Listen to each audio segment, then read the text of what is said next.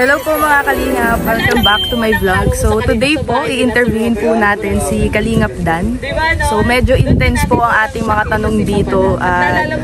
Tatanungin po natin ang about sa kanila ni Joy at ang personal life din po niya konti. So sana po samahan niyo po ako para po malaman niyo po ang ibang mga tanong sagot sa mga tanong para po kay Kalingap Dan. So yun po. So yun po mga Kalingap, kasama na po natin si Kalingap Dan. At i-interviewin po natin siya today.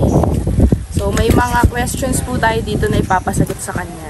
So unang tanong, unang kita mo kay Joy, anong first impression mo? Mabait, galang. At mabait nga. Masaya ka ba sa love team mo ngayon? Oo, masaya kami ni Joy sa Dan Joy. So ang off-cam, anong personality ni Joy ang nagustuhan mo? Hindi nakikita ng iba. Pagiging niya din, kalog pagkasama yung mga angels. Mabait yan. So, magkakasundo, makukulit yan sila. Okay. Kung may pagmamalaki ka sa family and friends mo about kay Joy, ano yun? Yung pagiging niya, tapat, talaga totoo siya sa panlabas at panloob. Hindi siya yung paano pakita ng tao lang. So sa lahat ng napuntahan nyo ni Joy ng magkasama, anong pinaka-memorable sa'yo na lugar? Yung sa Hatchery, kasi marami kaming maraming shoot, madaming moments doon sa madalas kung saan kami nagdi-dinner. Nung napakilala mo si Joy kay mama at papa, anong na-feel? Masaya kasi maganda yung welcome niya sa kanya, na naramdaman niya rin na welcome siya, hindi siya na out of place, hindi siya na ilang, komportable daw, kaya masaya. So, nakikita ko medyo madaming nagbabash kay Joy, may mga negative comments. May time ba na gusto mong sagutin yung mga yun? Sagutin, kaso hindi na lang namin mas pinipili namin hindi na lang sagutin kasi wala rin walang sense kung sa patulan mo yung mga bashers kasi mga sinasabi lang naman kung ano yung nakikita nila sa social media. Hindi naman nila alam mga nangyayari sa totoo. Tsaka hindi naman nila kami kilala talaga or si Joy. Kaya bahala sila, opinion lang naman nila yun. Sa mga galit na galit kay Joy, yung tipong below the belt na ang mga comments, anong message mo? Hindi, magalit lang sila habang buhay. Bahala sila dyan. Basta kami ni Joy, masaya lang. Napanood ko yung episode 17, grabe, parang movie, ang tagal. Galing ni Direk Rob, salamat kay Insan. Grabe, si Kalingap Rob. Pero ikaw talaga ang nag-isip ng plano na yun? Oo, parang sayang kasi sadyang umulan lang kaya, pero okay, mas maganda. Maganda pa rin, naging perfect ang plano. Bakit doon sa lugar na yun? Doon lang yung malapit na ilog, tsaka maganda. Pa nakakapunta rin, di ba? Maganda doon, lalo na pag walang bag-ulan, malinaw ang tubig. Malamig daw? Malamig, sobrang lamig. Sarap magbabad doon. Maganda doon, maraming naliligo doon, tsaka mura pa. Last question. Anong message mo kay Joy kung napapanood niya man to? Enjoy niya lang yung namin, yung samahan. Tuloy-tuloy lang hanggang sa matapos siya sa pag-aaral. Hanggang may mga nagsusupport sa amin, lalo na sa kanya, huwag siyang papadala sa mga bashers. Kaya tuloy lang. Dito lang naman andito lang ako para damayan din si Joy. So yun lang po mga Kalingap ang ating konting tanong kay Kalingap Dan. Salamat sa time.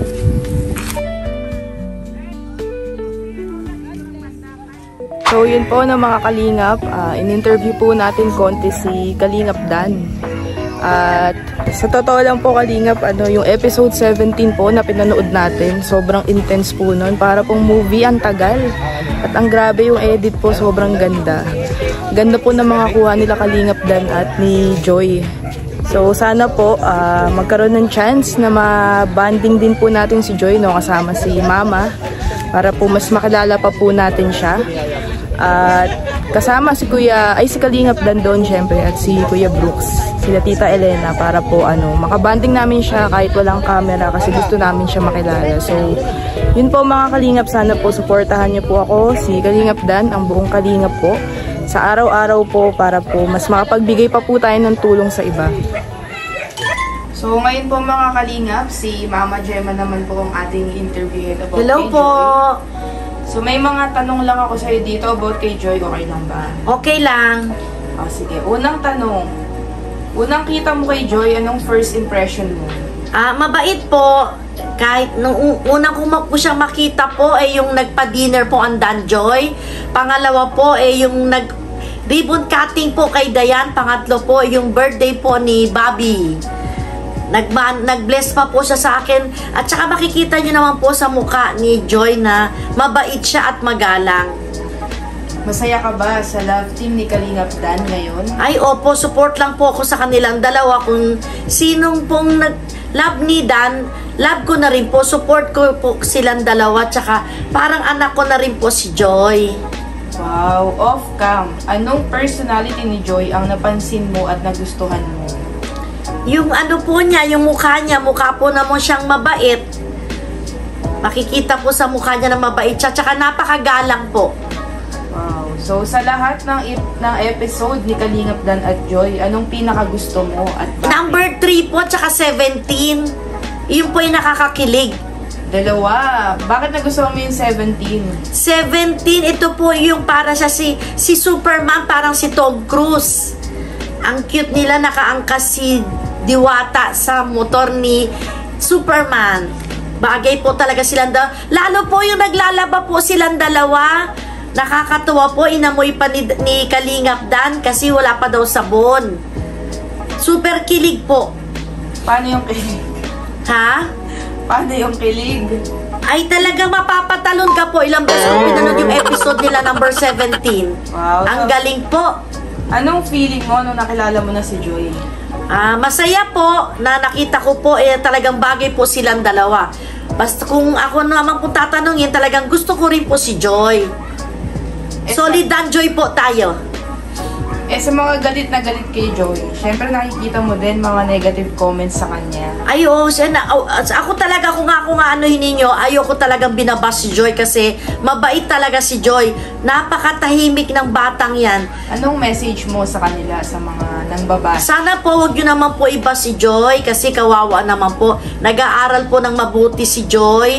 At saka hindi niya po sinasagot ang mga basher. Yan ang binilib ko kay Joy. Yung sinabi ni Kalingap Dan na totohanin na kung sakali man okay ba yun sa'yo? Ay naku, napakasaya. Lalo na yung sinagot niyang number 9. Tapos number 10 daw po pag sinagot na daw siya ni Joy. Doon ako kinilig ng gusto. The best talaga silang dalawa. Na-excite ka na ba sa episode 18? Ay opo, excited po ako sa episode 18. May regalo ka ba kay Joy sa monthsary nila? Paghahandaan ko po, kung ano ibibigay ko kay Joy, sana ma-appreciate niya po. Wow. Kung ikaw naman ang magre-rate kay Joy from 1 to 10, anong rate mo? Hanggang 10 lang tayo, pero gusto ko hanggang 11. Wow. Solid, ano po tayo, Dan Joy? Legit po yan. Legit? Legit.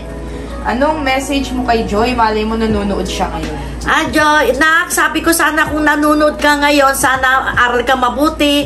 Huwag mo pansinin yung mga nagbabash sa'yo. Basta ano ko lang sa'yo, stay strong lang kayo ni Superman. Support ako sa inyong dalawa. Love you, Nak. Sa mga supporters naman ng Dan Joy, na pati tayo ay sinusuportahan, ano namang mensahe? Ay, nagpapasalamat po ako sa inyong mga supporter ng Dan Joy at saka po sa mga silent viewer. Nagpapasalamat po ako sa inyong lahat. Bye-bye po. Maraming salamat po sa inyo. God bless po sa atin lahat. So, ayun mga kalingap, si Ayabet naman po ang ating i-interviewin ngayon. About kay Joy, may mga tanong lang ako dito, okay lang ba? Okay naman. Sige, unang kita mo kay Joy, anong first impression mo? Unang kita ko kay Joy, talagang mabait siya na bata. Makikita mo sa tao kasi kung nagpaplastikan o hindi, talagang mabait siya. Makikita mo talaga sa mukha niya nga mabait siya. Tama yan. Oo. So, masaya ka ba sa love team ni Kalingap Dan ngayon? Ay, oo naman. Masayang masaya. off-cam, anong personality ni Joy ang napansin mo at nagustuhan mo? Yung di nakikita ng iba sa camera.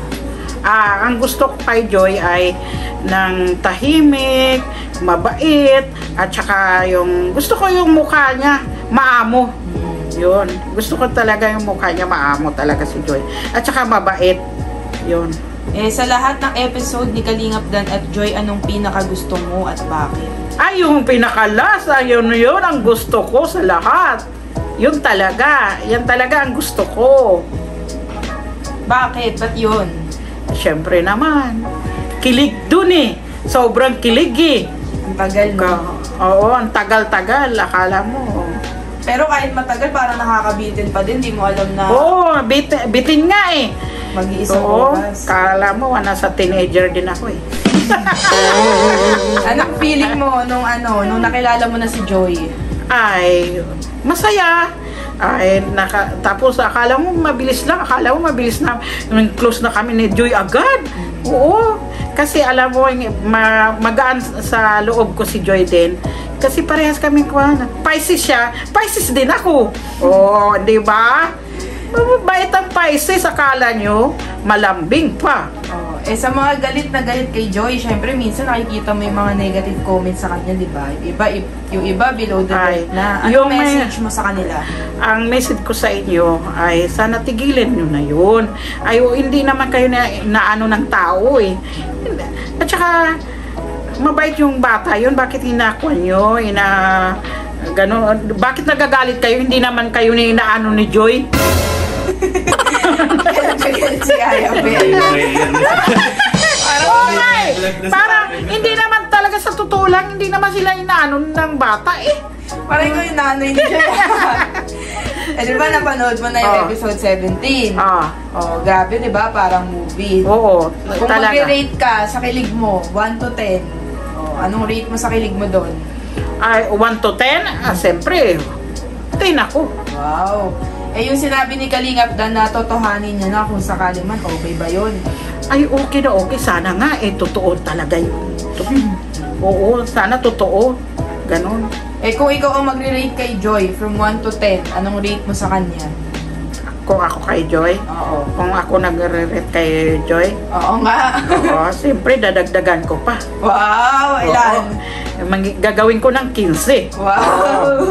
Pares kayo ni Mama, lagpas Oo, gagawin ko ng 15. Kung napapanood to ni Joy, malay mo, anong message mo kay Joy? Ang mata ko nag-aakwa na Ganon talaga yan. Ha? Ulitin ko. Kung napapanood to ni Joy, malay mo ngayon napapanood niya to. Anong message mo para sa kanya? Ay, Joy, hayaan mo yung nagagalit sa'yo, huwag mong pansinin. Pabayaan mo tapos, ay katagalan yun, ay hindi na matigil na rin yan sila sa kainggit sa'yo eh. Titigil na rin yan sila sa'yo. Hayaan mo na lang sila. Huwag mo na pansinin yan, mga baser yan. Yun. Ingat ka lagi, sana makapag... Joy, ingat ka palagi ha, magpagaling ka. Magpagaling ka, Joy. Parang galit ka pa din. Magpagaling ka, Joy. Ingat ka palagi. Sandali lang yung mata ko. Galuha-luha na naman. Naiiyak ka. Hindi, ganun talaga yun. Ang mata ko palagi. Allergic ako sa hangin. Oo, sa malamig. Sa mga last but not the least question, sa mga supporters ng Danjoy, ang lalakas nila at ang healthy, di ba? Walang toxic. Anong masasabi mo naman sa kanila? Ay, gusto ko yun. Talagang sulit kayo talaga, Danjoy talaga. Pagpapatuloy nyo yan, talagang maganda yung ginagawa nyo. Kasi tayo sulit Danjoy talaga. Solid Danjoy. Ay, solid talaga. Lalo na sa Baguio City, welcome nila ako. Kamusta kayo mga Danjoy dyan? Oo. Hindi ko sila kilala. Bakit nakilala nila ako? Mababait nga. Oo, mababait. Danjoy, grabe.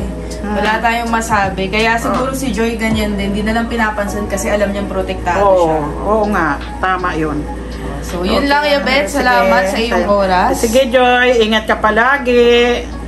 Magpagaling ka, Joy. Yun po, mga kalingap. Nakauwi na po tayo. At naligo po tayo agad dahil medyo nababad po tayo dun sa arawan. So, in-interview din po natin si Yaya Bet at si Mama. Hinay blood pa po si Yaya Bet. Sana po nagustuhan nyo ang ating interview sa kanilang tatlo. Medyo intense po ang mga tanong doon. So, sa susunod po ulit mga kalingap, sana po huwag kayong magsawa na panoorin po kami parate. Maraming salamat po sa inyo and God bless po.